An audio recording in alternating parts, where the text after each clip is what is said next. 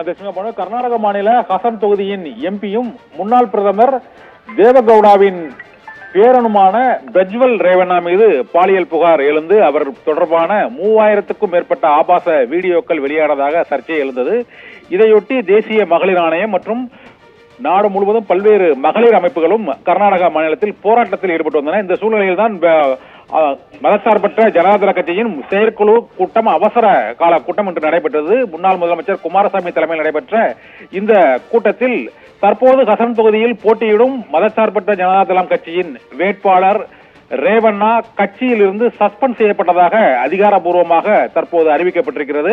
அவர் suspend செய்யப்பட்டுள்ளதாக அறிவிக்கப்பட்டுள்ள சூழ்நிலையில் ஜெர்மனிக்கு அவர் தப்பிச் சென்றுள்ளதாகவும் ஒரு தகவல் வெளியான நிலையில் தேசிய மகளிர் ஆணையமும் இன்று கர்நாடக மாநில டிஜிபியிடம் தாமாகவே முன்வந்து ஒரு புகாரை அளித்திருக்கிறது.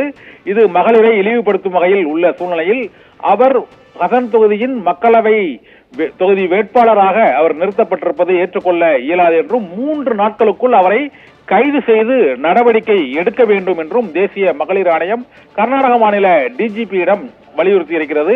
இந்த சூழ்நிலையில் அவர் கட்சியிலிருந்து சஸ்பெண்ட் செய்யப்பட்டுள்ள சூழ்நிலையில் கர்நாடக மாநில அரசியலில் மிக பெரும் பரபரப்பும் சர்ச்சையும் ஏற்பட்டிருக்கிறது. தேசிய ஜனநாயக கட்சி கூட்டணியின் வேட்பாளராக நிறுத்தப்பட்டுள்ள ரேவண்ணா அந்த கட்சியிலிருந்து சஸ்பெண்ட் செய்யப்பட்டுள்ள சூழ்நிலையில் மே 7ஆம் தேதி அங்கு மீதியுள்ள 14 தொகுதிகளுக்கான தேர்தலும் நடைபெற இருக்கிறது. முதல்கட்ட தேர்தல் முடிவடைந்த சூழ்நிலையில் பாரதிய ஜனதா கட்சி மற்றும் மதசார்பற்ற ஜனதாதள கூட்டணி கட்சியின் வேட்பாளராக உள்ள ரேவண்ணா தற்போது பிரஜ்வல் ரேவண்ணா சஸ்பெண்ட் செய்யப்பட்டிருப்பது அங்கு கர்நாடக மாநில அரசியலில் மிகுந்த ஒரு தேசிய ஜனநாயக கூட்டணி கட்சிக்கு ஒரு பின்னடைவாகவும் கருதப்படுகிறது.